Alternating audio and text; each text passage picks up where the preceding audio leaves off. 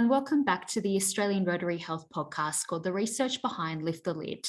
I'm Jessica Cooper, and joining us today on episode 59 is Dr. Michelle Tai and Dr. Lauren McGillivray from the Black Dog Institute.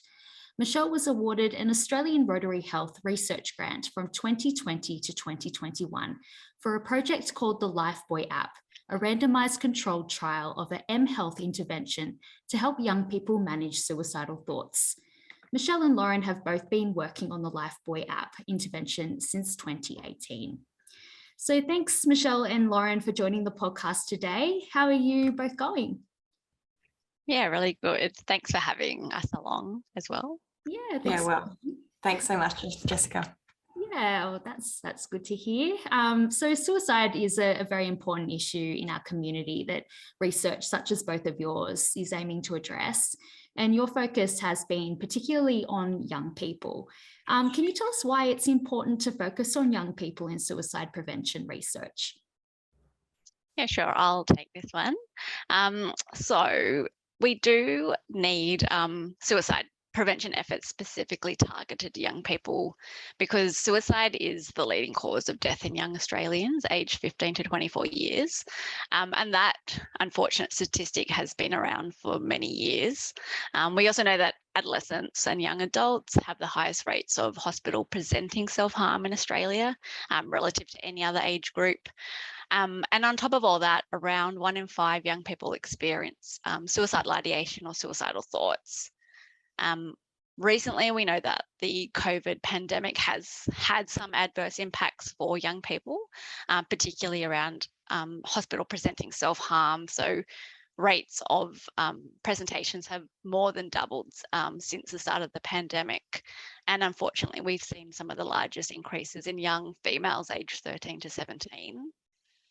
I guess I'm talking about ideation and self-harm because they are useful targets for suicide prevention.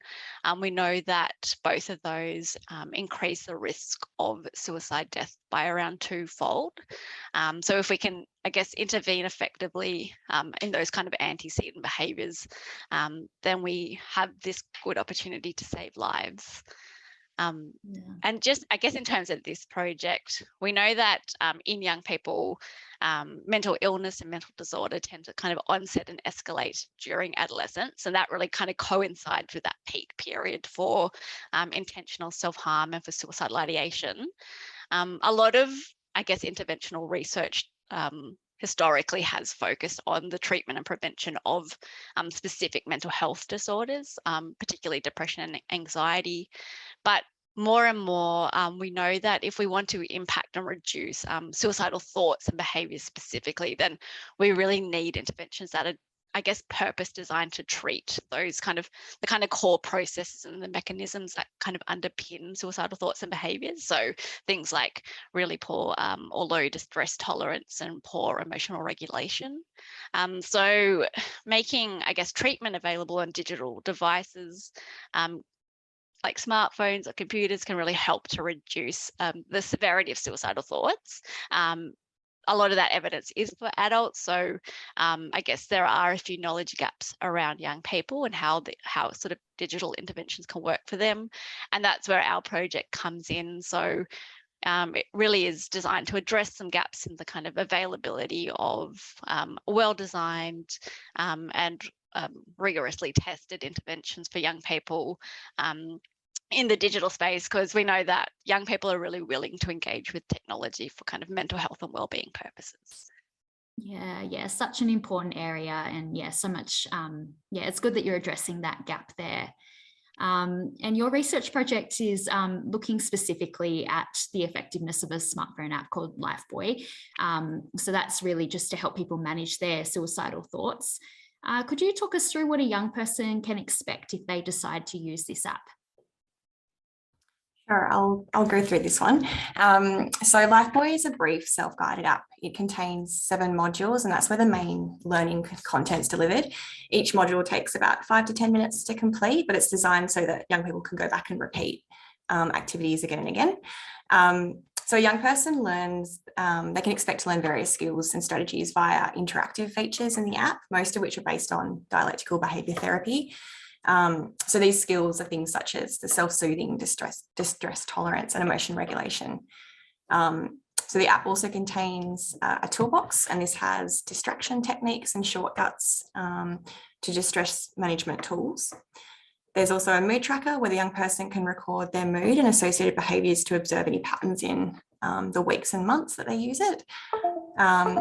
We also have help provision via direct call out to national crisis lines around Australia, and there's a self-safety planning feature. So young people can create an individualised safety plan for coping and seeking help during a suicidal crisis, and they can choose to share this with their personal or professional support network if they want to do so. So overall, it's quite a visually engaging app. It's not clinical in appearance at all, rather it's based on a nautical theme, which has quite bright and cheerful colours. So we chose this partly based on the end user perspectives that we captured through focus groups and surveys. So essentially young people themselves help to design and shape the app in what would be most appealing to them.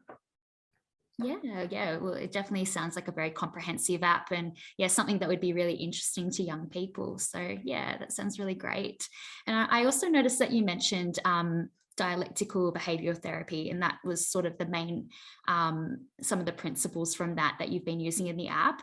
And I guess many interventions that we do see tend to use cognitive behavioral therapy or CBT as the main sort of therapeutic modality because of all the evidence behind it. I guess why did you decide to choose DBT in this intervention? Yeah, so dialectical behaviour therapy, or DBT, it's multi-component cognitive behavioural treatment. So it's designed to reduce self-harm and suicidal behaviours, and it focuses on teaching those skills such as enhancing emotion regulation, adaptive distress tolerance, and building a life worth living. So there is a lot of research on DBT, and it's shown to be one of the most effective therapeutic approaches for treating people experiencing suicidal thoughts and behaviours. And this evidence consistently shows that it results in moderate to large effect sizes for reductions in suicidal thoughts and suicide attempts in young people specifically. So that's why we chose DBT. There is a small element of the acceptance and commitment therapy, or ACT, in the app, and this is really to encourage behaviour change. So ACT helps people behave in ways that are consistent with their values. So we've added a value-based module to help young people identify what really matters to them, and then set goals against these. Yeah, okay, great. Could you walk us through some of the main aims or hypotheses of the project and how you went about testing them? Okay, so I guess going back to that idea about addressing kind of evidence gaps around whether digital interventions can form effective components of youth suicide prevention efforts. In this particular study, our kind of main aim was to investigate whether the Lifeboy smartphone intervention could lead to greater reductions in the severity of suicidal ideation compared to essentially a non-therapeutic control group. So the control group got a non-therapeutic app, which looked like Lifeboy. So it visually looked like Lifeboy, but the content wasn't based on a kind of proven therapeutic model. It was just sort of contained content related to general kind of mental health, or kind of peripheral kind of concepts related to mental health, I should say. So I think that's probably worth digging into just a little bit, and I hope it's okay. But I guess the reason that we chose this design with that particular kind of placebo app was to control for what's been coined as digital placebo effects. And if we can control for those kind of digital placebo effects, and it just gives us a bit more confidence in the kind of the validity of our findings. So particularly whether the Lifeboy if the Lifeboy app was shown to sort of lead to greater reductions in suicidal ideation than in the control group, we could sort of attribute that a bit more to the kind of therapeutic kind of underpinnings of the app. And the kind of digital kind of placebo effect occurs because I guess when you're delivering digital interventions into groups who have a high affinity with technology, they might expect to see benefits just by simply kind of having access to an app, regardless of whether that app is actually designed to be therapeutic or not. I guess so giving both groups an app and particularly an app that looked the same. As I said before, it just gives us that bit more confidence that we can, that our the kind of effort that we put into designing the app and kind of building it on proven therapeutic models was worth it. I guess while the primary outcome was suicidal ideation, we were also interested in understanding if the app could reduce general kind of symptoms of mental health, so particularly around depression, anxiety, and psychological distress. We did test the two apps against each other in a randomized controlled trial. We recruited young adults aged 18 to 25 who had experienced suicidal ideation within the past 12 months from the community, so it wasn't a clinical sample. And we really kind of, I guess, promoted the trial online via social media. The app was accessed through the App Store. We really wanted to kind of mimic the conditions in the way that the intervention would be delivered in the community if it was found to be effective. And in both groups, they had access to their apps for 6 weeks. And then they obviously were assessed before they got the intervention to kind of gauge their baseline characteristics. And then at the end of 6 weeks, and then we did a final follow-up at 3 months post-intervention just to see if any of the effects were maintained over a bit of a longer term. Yeah, and I guess what were some of the main findings that came out of the research? Yeah, so we did find that the severity of suicidal ideation did decrease for both conditions over time, but much to our relief, the reductions were significantly greater in the Lifeboy condition relative to the control group. So in terms of our main outcome, the app looked to work, which is exciting. But for the mental health outcomes, so for all of them, depression, anxiety, and distress, while we did see general reductions in symptom severity over time for both groups, there wasn't any kind of superior effects in the Lifeboy group, so they didn't do any better than the control group on those measures. So they're the main, I guess, findings. And I think the other notable thing was around engagement. So the study seems to show that this is a really acceptable and engaging intervention for young people. So we had over 70% of participants actually in both of our groups who ended up completing at least five of the 7 modules, which is sort of our baseline for completion. So that's kind of unusually good engagement, which was exciting to see. Yeah, great. Yeah, it sounds like some really good findings there. And I guess what are sort of maybe some of the broader implications that you see coming out of this research project? Yeah, so I guess even though Lifeboy is quite a brief intervention and it is self-guided, so it really, I guess, relies on the end user to be accountable to sort of completing the intervention. The app really looks like it could be a potentially useful kind of therapeutic support for young people in the community, particularly for those who might be unable or unwilling to access face-to-face treatment for suicidal ideation or suicidal distress. I think it's worth kind of, I guess, honing in on that specific effect for suicidal ideation and really finding no effect for mental health, because that does seem to come up a little bit more and more in the literature. So that really suggests that, I think particularly with brief unsupervised digital therapeutics, that they might have quite a limited range, I guess, to impact multiple, even kind of often highly comorbid behaviors like mental health and suicidal ideation. So we really need to be thinking about how we kind of purpose design these tools to be effective. So if we want them to be effective, I think they really need to be designed for a particular health outcome. But we do need to understand that effect a little bit more. But it is important in terms of how we go out to market with these tools. So for Lifeboy, for example, we wouldn't want to, I guess, market it as a kind of general mental health therapeutic, where we might get young people with depression or anxiety kind of using it in the wild to little or no effect. Like, we really want to market it to people experiencing ideation. Yeah. And I guess one other thing that I do want to speak to, and I haven't mentioned it before, but it was just that I guess a bit of a surprising finding that most of our samples, so around 90%, were actually already in treatment or had previously engaged in face-to-face treatment. And I guess that was a little bit unexpected to us, because we thought, I guess a lot of the kind of potential for digital therapeutics is to reach, I guess, the unreachable, people who are usually unwilling to engage with treatment, but that's not who we ended up recruiting. And in one sense, that suggests to us that digital therapeutics could be a really kind of useful adjunct to treatment, rather than a kind of an effective standalone treatment. But we, I guess, need to investigate further who digital interventions really kind of appeal to, and who they work for. And are they only going to work for people who have been exposed to kind of treatment previously?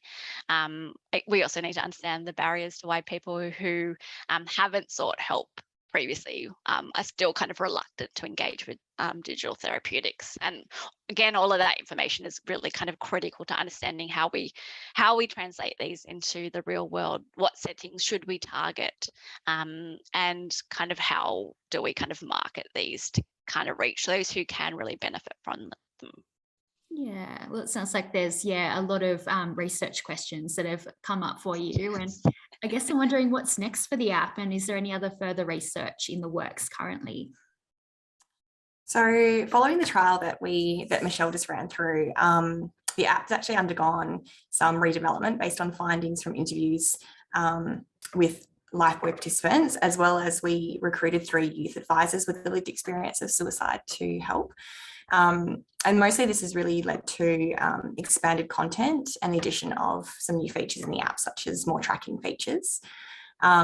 We also developed a digital engagement strategy to go along with the app. So this is where we've adapted and extended some of the app content to be delivered online via Instagram and a series of blogs. So this is to provide additional information and skills to complement the app. So we did this mainly because the interviews from the first trial revealed that young people really wanted more information and more depth of information. So we're trying to meet the needs of young people in respect to how they want to receive information as well, so via social media. We're currently actually testing this modified app now, and the engagement strategy in a new trial. So if this is shown to work, the app will move into the research translation pipeline at Black Dog Institute, and then it'll be made available to the public. So that's exciting, because then young people in need will have access to it. Yeah, absolutely. It sounds, so exciting and such an important area as well. And I'm sure that our Rotary audience will be very excited to hear about these findings and see it go out to the community as well. I guess if there is one thing that you could say to our Rotary audience, they're the ones behind all the funding that Australian Rotary Health gives out. What would it be? Can I say, well, 2 things? Because firstly, I feel like I really want to say thank you to Rotary Health. I think without this kind of amazing funding scheme, none of this research would have been possible. So that's that. But secondly, I guess my message would be that I guess it's really important for researchers who are working in the mental health field to have access to a grant scheme that's really, I guess, essentially dedicated to improving the mental health of young Australians. I guess it goes without saying that kind of mental illness is really kind of one of the leading causes of disease burden in Australia. Youth represents a kind of really key kind of period of vulnerability to the onset and escalation of mental illness.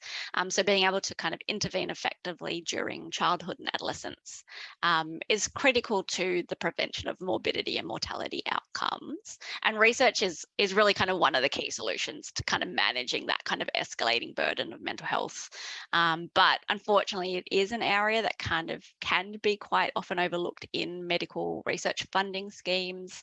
And that only serves to make the funding that Rotary Health provides even more critical, building capacity in researchers to kind of better understand how to prevent and treat mental health. And the related issues like suicidal ideation and self-harm is how we're going to improve health outcomes for young Australians and to save lives. So I just hope that the Rotary Health funding scheme team is around for a long, long time to come. Yeah, well, thank you so much, Michelle and Lauren, for joining me on the podcast. And thank you for the important work that you're doing as well, and sharing your research with us today. Was there anything else that you'd like to add before we wrap up? I think I've said everything I need to say. Yeah, just thank you. It's been an honour. Thanks, Jessica. Yeah, well, thank you again. That was the 59th episode of our podcast called The Research Behind Lift the Lid. It's always so inspiring to hear what researchers in Australia are doing to make a difference to mental health and how they are helping us on our mission to lift the lid on mental illness. If you can, please support important mental health research like this by donating on the Australian Rotary Health website. Thank you for listening. Please join us again next time.